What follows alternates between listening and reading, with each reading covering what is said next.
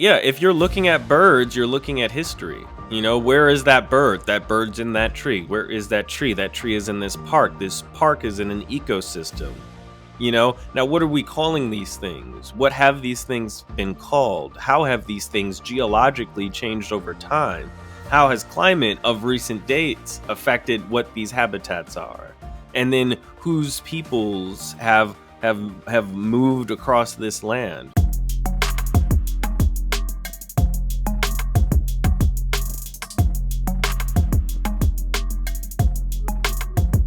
All right, everybody, welcome to episode 6 of Certacast. I am really pumped today. We have Tykee James joining us today, who is the co-founder and chair of Amplify the Future, the co-founder of the Freedom Birders Project, and being a fellow Philly native, I feel like it's only appropriate that I now say, go birds. Go birds indeed.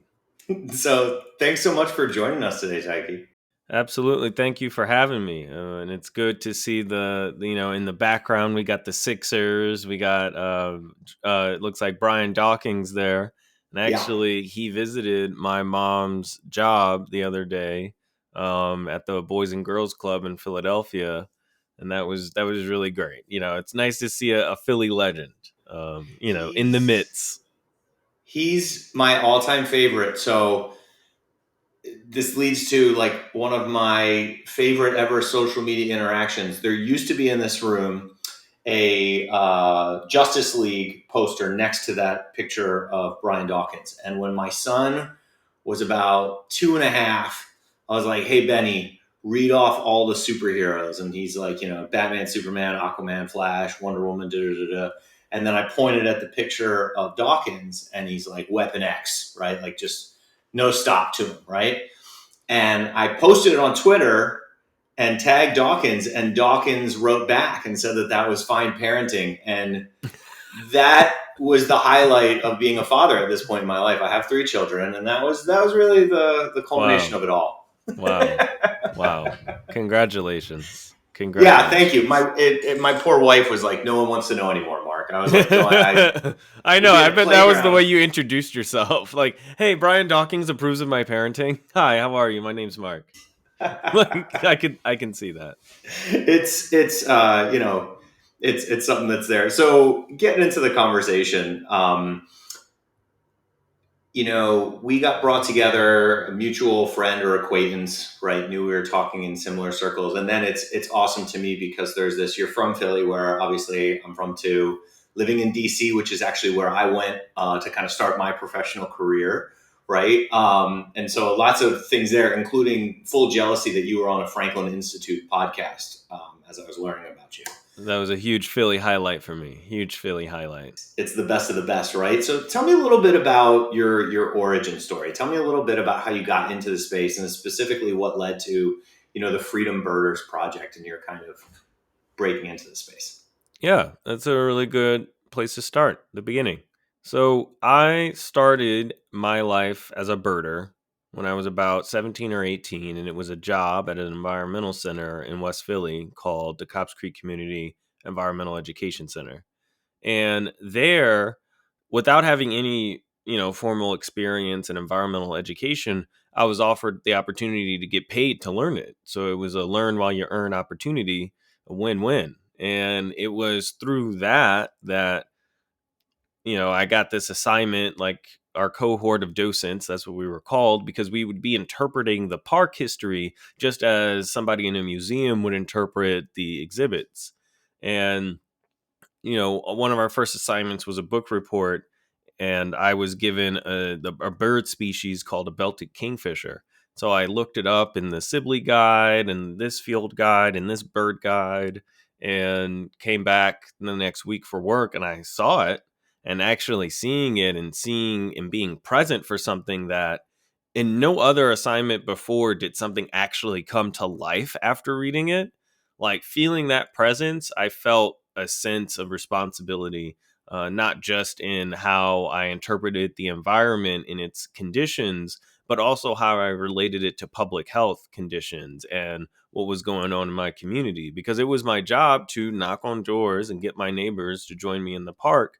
But a deeper lesson in that was the fact that uh, 37 years ago, the city of Philadelphia, with uh, Frank Rizzo as the police commissioner at the time, later he would become mayor, having the decision to drop a bomb on a residential neighborhood on Osage Avenue. It's called the move bombing. Look it up. And that followed with other episodes of police violence in the community. That followed a divestment from the city towards park funding, because that park used to be, that environmental center used to be a horse stable for the park police. And so the city started to divest from that. And so my program that then appeared in 2012, so from the 80s, now here we are in 2012, I'm knocking on doors saying, hey, let's go to the park. People's relationship to the park was the history of its divestment. And I had to understand that and not just think that because I'm here, that something that all of a sudden things are going to change. I had to sit back and appreciate that history, acknowledge that harm, and build a meaningful bridge, and understanding that where the future of the environment and where this green space can make meaningful differences in people's lives is being part of the investments that we make. So green infrastructure resolves a lot of important quality of life issues in zip codes all across the city, but especially in zip codes that are hotter than other zip codes. Due to the heat island effect, it can reduce mosquito population because it can reduce standing water. It also, because of that, can resolve issues of street flooding because of our mostly gray infrastructure and our combined sewer system. So, getting the community invested in that idea early on was like a responsibility that I felt through birding. And then this birding thing just became part of what I would do to connect with people, to build trust, to build power, to build coalition. Next thing I know, National Audubon Society gives me a job offer to move from Philly to DC. Never thought I would ever leave Philly. I moved around the country when I was growing up. Never thought I would leave Philly again, I should say. And here I am at the National Audubon Society 3 years later, where that birding element is still very much central to my role, where I organize bird walks with members of Congress and congressional staff. One of the things that's incredible to me in our conversations is the speed with which you connect these elements, right? The social aspect with the conservation aspect, and how all these things are intertwined, and how you know I mean, looking at Philadelphia's history and how that played into this, right? Now, the way that you articulated it is amazing, because you saw that there was a need to repair before you could even get people to the place, right?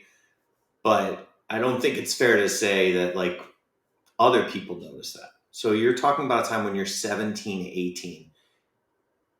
Did you have the tools then? Like, or was that what started you on the journey to find this information? Now, obviously, I mean, you speak about this like a tenured professor, but I'm just curious, like, in the beginning of your journey, how quickly did you pick this stuff up? How much of it was a journey of knowledge? Like, what was that like in the beginning? Because I think in the beginning you probably see some of these things, but understanding the tangential details maybe takes a little bit longer to get there. This is an interesting theory of knowledge, right? Like how does one acquire knowledge? Is it through experience, or is it through reflection of that experience? Is it my ability to communicate what I'm thinking, or is it how I'm acting? So I take that because that's an interesting question, because I do feel like my awareness of this hasn't changed. My experiences have expanded what, I've ever experienced, but my awareness of race, my awareness of the appreciation of history, my awareness of that how did we get here question has always been with me. It's been something that I practiced. Sure. I should mention as well, when I did that program, I was going from high school to college. And when I was in college, I was studying mathematics, computer science, and teaching. And I thought I was going to be a math teacher at a local high school, help that high school get back to nationals on the robotics team. Like I had it all planned out. Turns out I wasn't very good at math, computer science, or robotics. So this birding thing just turned out to be a skill that I had, and I think it's in tune with my gift of the gab, if you will, because I do have fun with the whole speak talking, and that's something that was developed in high school through the debate team. And actually, fun fact, an inspiration for me to join the debate team happened my freshman year when I ran for class president, because who was running for president at the time? Barack Obama, senator from Illinois. And I was just like, huh, if he can do it, I can do it too. And I think I lost, but a lot of people still called me Obama just because I had the audacity to run. It's interesting. I think we talked about this a little time when we chatted beforehand, right? The other connection is John Lewis, but his connection with the birds was that's his chickens were who he first started speaking to, right? When he found his voice and overcame his own stutter, right, and his insecurities. So maybe there's something to that. So talk with me more about this journey you've been on to expand the community, right? Because I think one of the things that you brought up when we talked offline beforehand is something that I hear a lot in too many different communities, which is there wasn't anybody who looked like me, right? And not only that, but the fact that the people didn't understand these connections to community, didn't understand these social connections, and how it wasn't just about the birds, right? Like the birds were representative of more to you. Can you walk me through that journey for you? Hmm. My introduction into the birding community was very biased in that I thought the birding community was mostly like punk rockers from Philly and South Jersey. I thought that was what the birding community was. Mostly white, which upholds to be true, but not like tatted up, pierced up with like, expensive binoculars and a scope and like, all this snow gear because they want to see a snowy owl on a beach in New Jersey when it's like 10 degrees outside. But those were the things that I did that were part of my job, and that was kind of normalized in my expansion of this thing that I call a thing because, like, yeah, it's a hobby for some people. For me, I call it a job. I want to share that that's like a lens issue. My lens of birding is such that, based on my experience and based on what I'm doing with it, this is how I think of it. But I want to argue that, when I'm thinking about what's in the birding community, what my lens is, it's always going to be biased. So what I want to get rid of a lens for the birding community and say that your participation in the birding community is a lot more easy than going to the snowy beach in New Jersey with your optics. The idea of what the birding community is and how you participate in it's a very low bar. Do you have a story about a bird? Congratulations, you're part of the birding community. And it's just unfortunate that there's a lot of folks who have a lens that defines so narrowly who's in the birding community.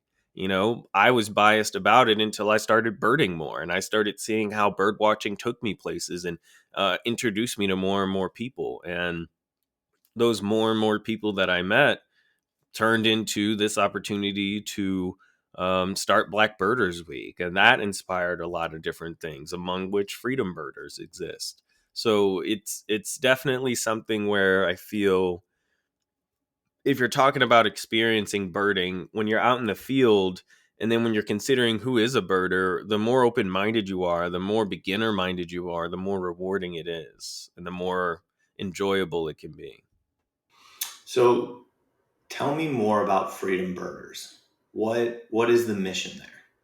The mission of the Freedom Birders Project is to advance racial justice with the birding community. And the ways that we want to do that is through civil rights history education and bird identification lessons. Sounds pretty easy. We want it to be for the whole family as well. Freedom Birders, its name is inspired from the Freedom Riders, who, black and white people, got on a bus DC, from DC, to travel to New Orleans. Now, they didn't make it to New Orleans. They stopped outside Anniston, Alabama, and then a cohort of them did make it into Mississippi. But the Freedom Birders wants to take an inspired path from the Freedom Riders down these 10 states to Louisiana, basically as a conference on wheels situation where we bird and we learn and we eat, connecting the historic movement of people, the observation of wildlife, and the story of land. And the Freedom Birders Project also seeks to then launch, perhaps in 5 to 10 years, an academy for organizers that are outdoor enthusiasts. And then it will become the Freedom Birders Academy. So hopefully we can build this support and build a philosophy in the same way that the Congress for Racial Equity and the Student Nonviolent Coordinating Committee, whose hoodie I'm wearing right now for their 60th anniversary, they're still organizing, by the way. But in order for those groups to work together, and even the people within those groups to work together, they had to meet each other where they are before they got on that bus. And before we get on this bus again, we need to meet each other where we are. And I think birding is a really, really, really great way to do it. That's so awesome. So I'm leaving in tomorrow afternoon, actually, to drive down to South Carolina. And whenever we go on road trips with the kids, I have this book that I take with us that we try and like go through.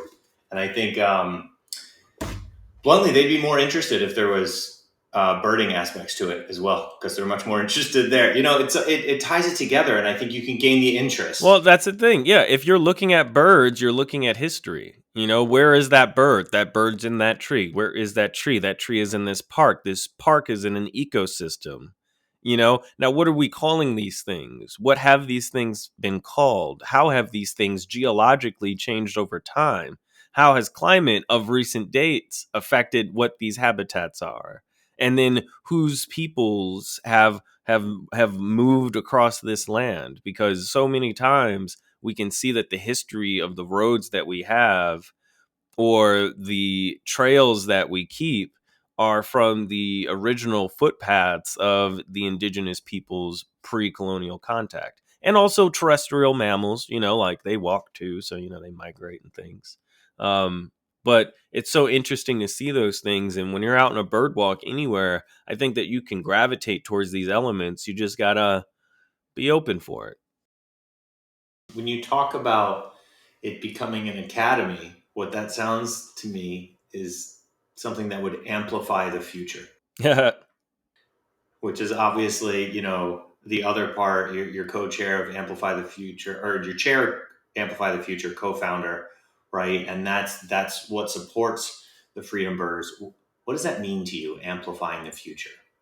It's a really great umbrella term and phrase that you used so eloquently, because that's what the question is whenever we're doing something. How will this amplify the future? Because we know that there are things that are happening now that we can support, that we can help scale up, and that we can help amplify the future of opportunities for. And some of these ways that we're looking at is, yeah, getting more organizers that are outdoor enthusiasts, birders, recreationalists, and all the other ones. I just know birders really well, so I'm biased. That's But we also have a scholarship program through Birders Fund, whose scholarship actually closes April 15th. But it is a annual scholarship program where you're encouraged to apply as many times as you like, and win, lose, or draw the award, you can opt into our applicant community, where you can have exclusive access to paid internships or all expense paid birding excursions. This year, with one of our partners, we have a cohort of our applicants, so not all awardees, and we have an exclusive cohort going to a bird banding camp this summer. Typically, this bird banding camp, they recruit folks from all across the country, from all of these different schools. And as effective as their recruiting has been in geographic diversity, the program has not had any type of demographic racial diversity or gender sure. diversity. And so us sharing our applicant information, those who want to apply to, or who want to share, allow us to share their applications with our partner, now have this opportunity for just a black and brown community cohort of this bird banding camp that would not have been offered before. Maybe one or two would have went, but they would have been the minorities. Now they get to have their own space during their own time this summer. And it's that type of creativity and ingenuity that makes me really encouraged to work in the philanthropic space, because there's so many things where, yeah, we could have always done this. Like, this opportunity to share applications is part informed by my experience in poverty. When I worked for a state representative, you don't make that much, but I was very much attuned to what the state funded programs were, like food stamps and Medicare. And so I applied for those programs, and working in her office, I would help other people apply for those same programs. And I knew if you were qualified for this program, then you were also qualified for these programs. So I'm going to save you time and give you all of the programs here in one sit.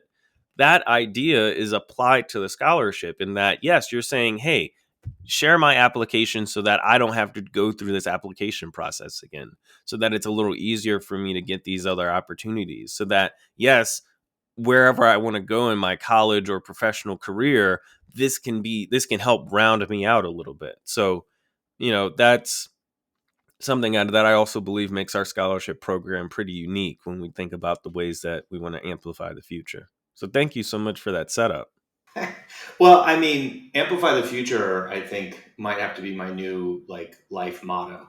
I love it so much. As far as, we talked about words are important. Words can be special. I love playing with words, and I think that, when you find the right ones. But something I find incredibly interesting.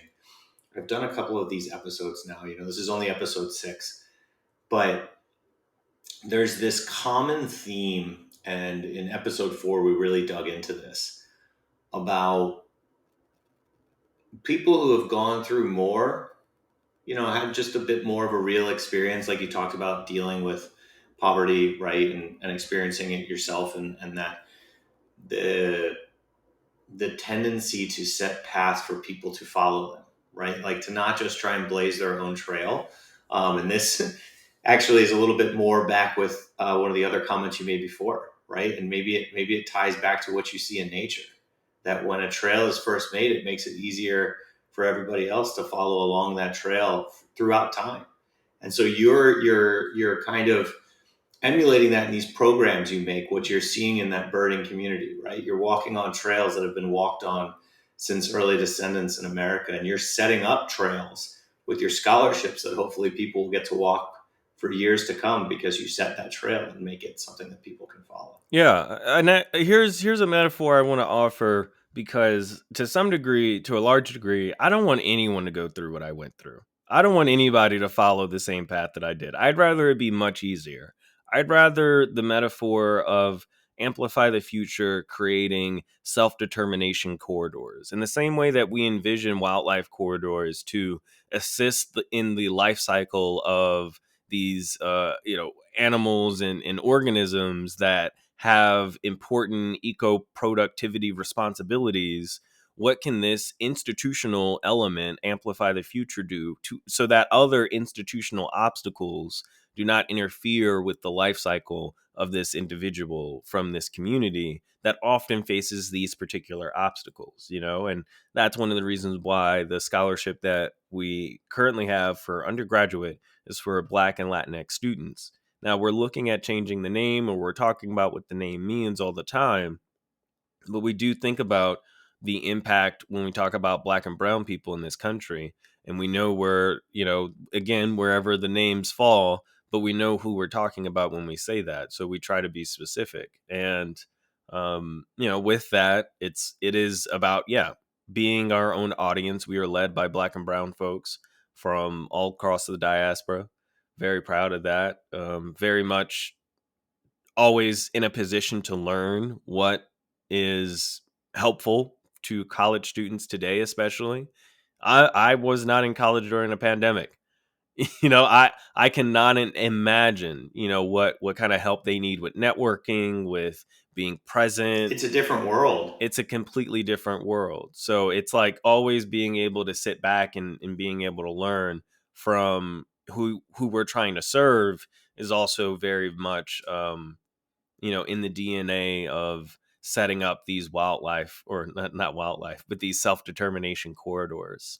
Well, I think you hit on something that I really like that's important. Just because you've had challenges that you faced that maybe enabled you more to set up these other paths doesn't mean I do not subscribe to the idea that like our kids, children, like, yeah, let's put them through a really rough path because that'll build character. Like that's crap, and sure, sometimes that does build character and some of us rise to the top in those situations. It also builds villains. It builds villains. It builds emotional damage, right? It builds trauma. It builds generational trauma, and there's all these other things that we want to kind of brush to the side. So I think that's a great point, right? Like, how do we get them at a better starting place? So set easier trails for them, but also make sure that we're lifting them up, right, and putting them to an elevated place to succeed. And I think yeah, no, that's an awesome call out. I really. Well, here's a clever one too. Watch this. So you know that really popular baseball equity, access, inclusion, or like the different things with the Yeah, behind the fence and the different things, sure. equality and all that. Like, okay, I get it, right? I get it. And then like one is like there's no fence at all. Now here's my question. I don't know a lot about baseball, but if there isn't any fence there, how do you know it's a home run? And I'm sure they want to watch a game. So why aren't they in the stands? Like that's my other question. Why are they watching from outside? Why can't they have a good seat, have some shade, get some food, have free food there? Like, what's happening at the stadium that they're not even in the stadium? That's also my question. That I'm not trying to tear it apart. I think I see its purpose, but it's always something that I had to wonder, like, why aren't they just sitting and watching the game? I think people want to use analogies and simplify these conversations. Um, and that's the thing; they're complicated, and we learn a lot through them. And actually, one of the things that I heard from you, so our first podcast that we did on here, we got to talk about diversity, equity, and inclusion. We got to talk about ERGs, and terminology that I hadn't heard before, that I heard from you that I really love. I would almost say I have an affinity for it. Is affinity groups, right? And that's a terminology that you use.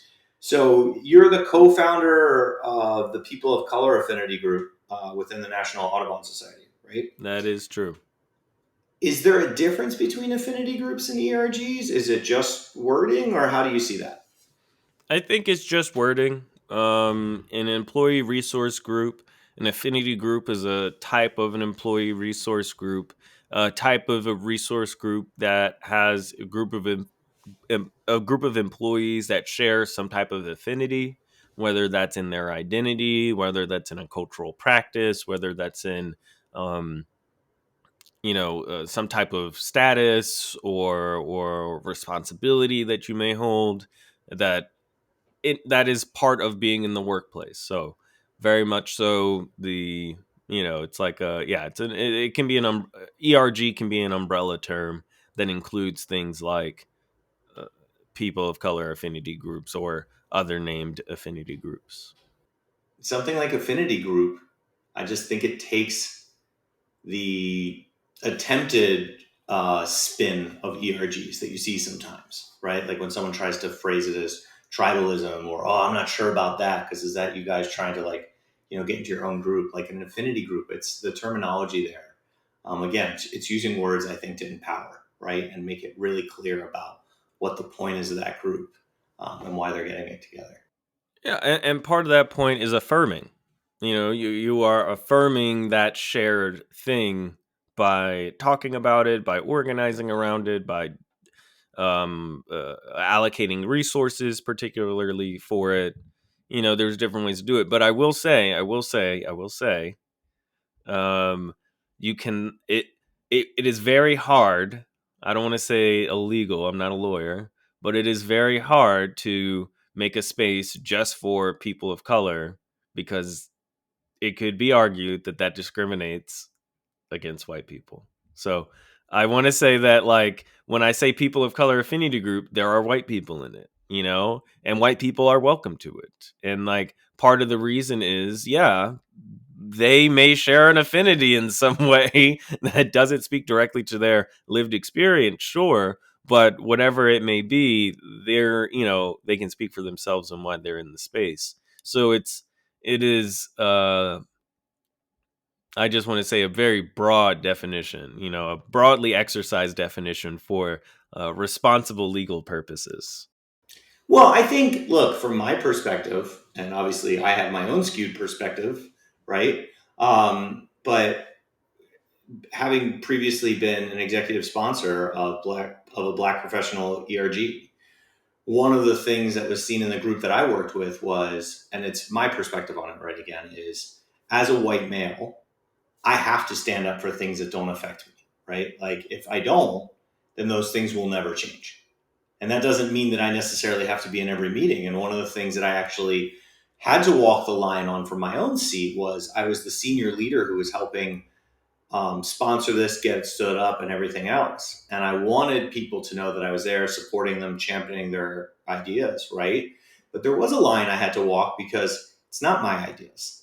It's not my ERG, right? It's an ERG that I'm helping sponsor and I'm helping it to form, but it's not for me, right? And I don't mean that in the negative sense of that it's not there to help me, because actually our ERGs, once the first one was established, helped establish the next one that had nothing to do with them, right? And were the ones that fought for the other groups that were within our company. But there's lines there, and I think some of the best relationships that I've formed in the last couple of years is with people where we're willing to have those conversations and say, like, this isn't, pardon me for being overly punny, but this isn't all black and white, right? Like there's a lot of gray area in here, and you have to be realistic with that. And there was times that it's like, hey Mark, you got to step back. Like this isn't my time to say this is what we're going to do with the group, or what our main, like what we want to achieve with the group.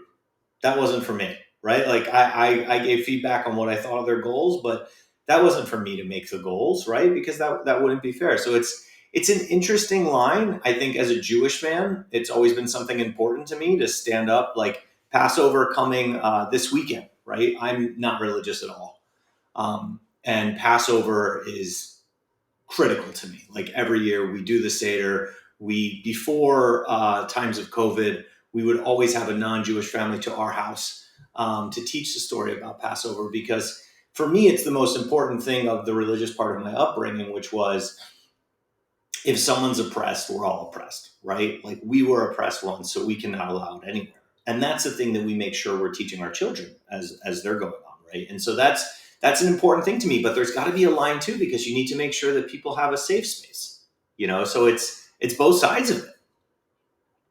I see you taking some cool notes. I'm interested to see where the combo goes next. I'm going to work in reverse. So there's no such thing as a safe space. You can't guarantee anybody's safety. I'll tell you that right now. You can't guarantee anybody's safety. Barely your own, if you are already marginalized. So there's no such thing as a safe space. There's just brave space. And even then, that's a rickety term, because it's like, if I'm afraid of losing my job from speaking the truth, I can never be in a brave space. Period. So I started to Amplify the Future with other black and brown people because we are tired, have been, still are, and I think forever will be, tired of being measured by white people. Tired of being approved, validated by white people. And are finding ways to now, for the first time in our lives, be our own audience for whom we want to serve. Not them, it's us. Not we have to do outreach. We are the inreach. And to have that sense of agency, have that sense of empowerment with the resources we've been able to build in the last year and a half of this organization having its 501c3 status. It is, yeah, I can just say it has been just an empowering experience. That being said, we work with white people. We partner with white people. We collab with white led organizations. The Freedom Riders had white people on the bus. And every single one of those people on that bus knew what they had to lose. They knew that they were going to go to jail. No bail. They were all committed to losing their freedoms to stand up for this cause. That's beyond allyship. That's a conspirator. That's a co-conspirator. And I am only interested at this point in co-conspirators, folks that know what they have to lose and are willing to put that on the line. Because I am always in a position of, what do I want to lose by standing up for myself today? How will it happen? Let's roll the dice. Sometimes I can add some levity to it. That often helps out, but that's also a needless nervous reaction to self-preservation. That's not a brave space. That's not a safe space. If me saying the truth will lose me my job, the way that I put food on the table, the way I keep the lights on in here.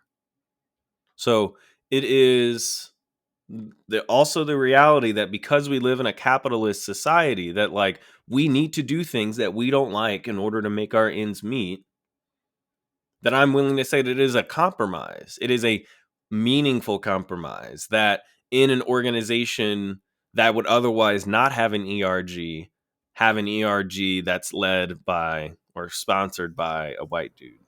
Yeah.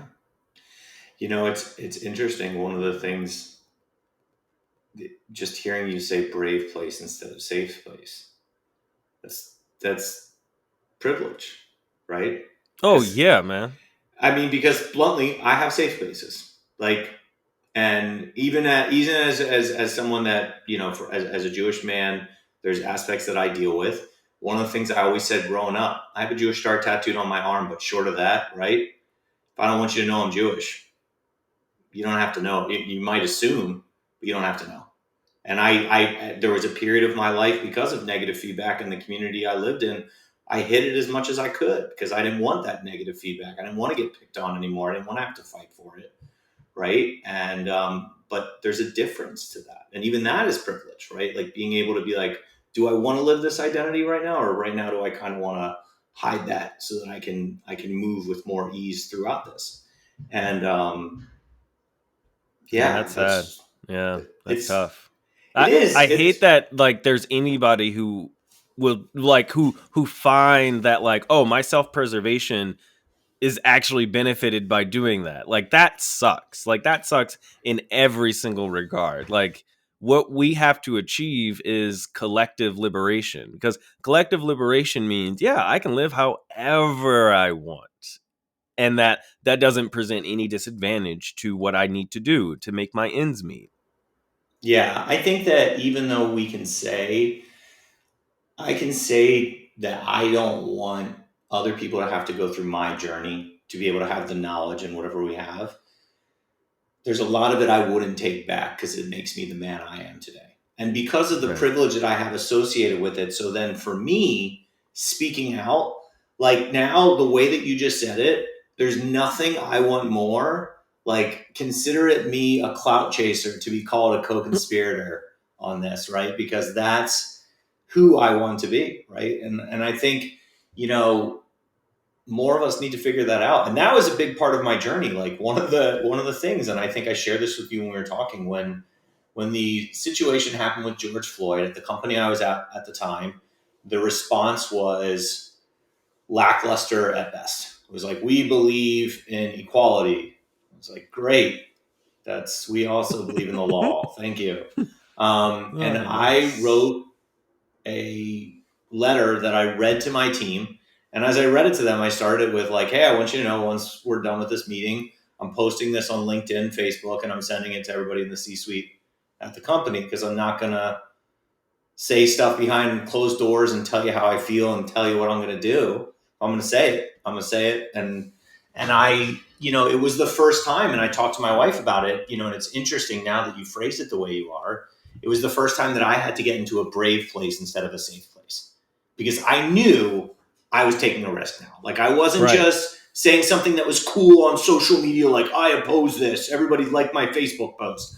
I was like, hey, I'm going to make sure you know that I'm a co-conspirator, that I'm with this, and if it means that I'm going to take heat, then let's do it. And ever since then, it's been an interesting walk of how do I turn up the dial? And now I'm in a place where I'm really lucky because I have leadership in a company that wants to allow me to do this, right? And Right. I'm getting to have these Right. conversations, which is, I mean, I can't even express, this is episode 6. This is like my dream, right? Is that I would be somewhere in my life where, as part of how I make a living, I get to have conversations with people like you that just expand my horizons, right? Hopefully, reach at least a couple of people that think a little bit differently because we have this conversation. I mean, this is me getting to kind of live part of the dream.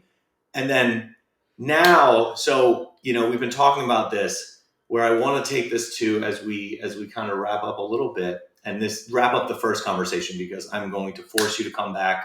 Maybe you'll be cool enough to talk to me in a different dynamic too. We'll figure it out. But so let's talk about this, man. How one does the average person who's listening to this, how do they find your stuff so they can get, connected? How do they get involved? And then let's take a minute and talk about what we can do together so that we can amplify the future together as co-conspirators. Right.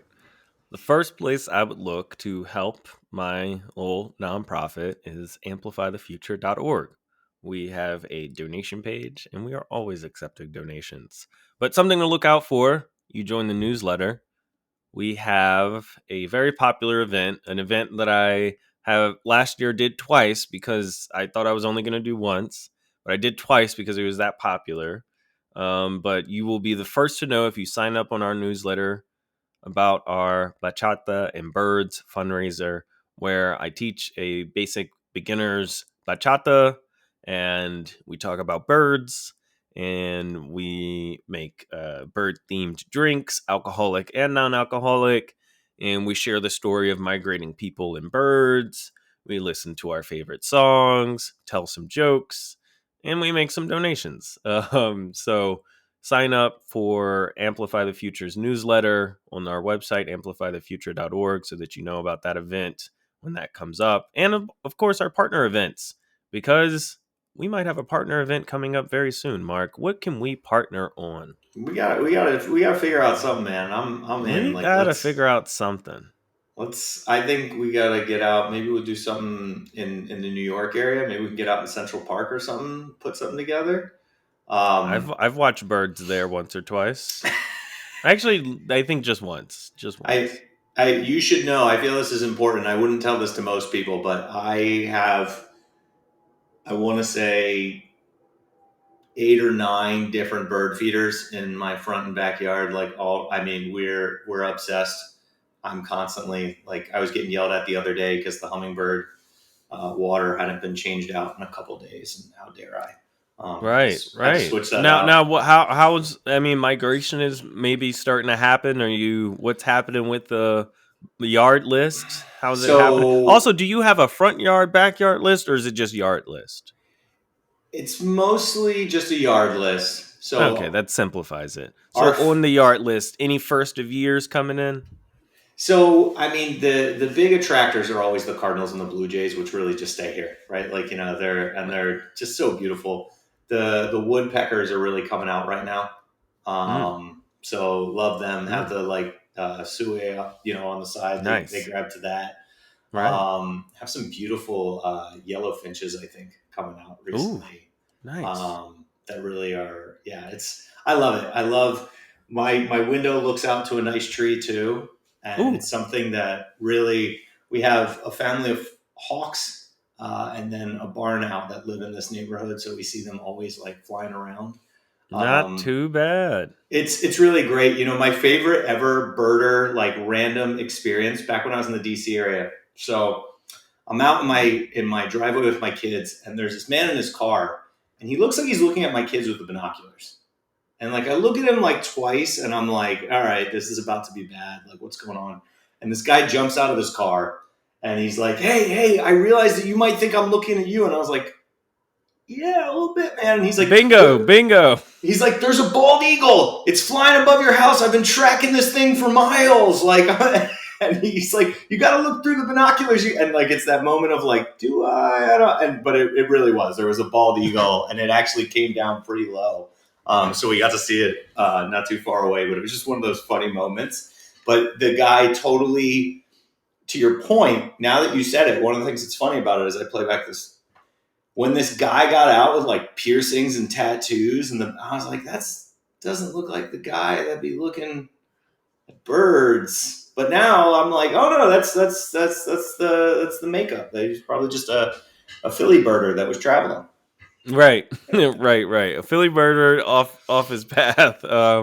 Yeah, I do have some birding etiquette. Like I don't use my binoculars in residential areas Hmm. because typically the birds are close enough. And if only if there's like a power line that I can look directly at, do I use my binoculars. I'd never want anyone to be confused or to feel uncomfortable with me in their neighborhood watching things. But then again, if I'm in your neighborhood and you feel unsafe, maybe that's just up to Well, you. I was going to say this might be going into the other part of our conversation of why random white guy with binoculars has no thoughts about making people unsafe, and you're like, I'm not going into a freaking neighborhood and having people think I'm looking at them with a. I mean, it ties back a little too easily too often, right? Dude, this conversation has been absolutely fantastic.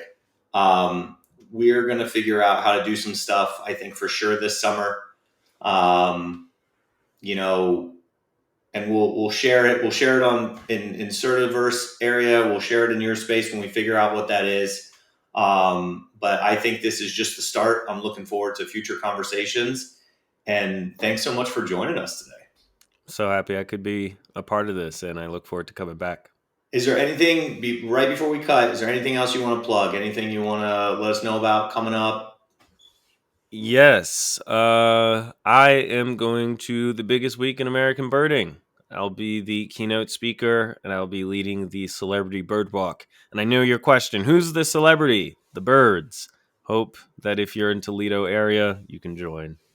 That's awesome, man. Well, if you guys are out in the Toledo area, you need to go check this out. Thank you so much again for joining us today.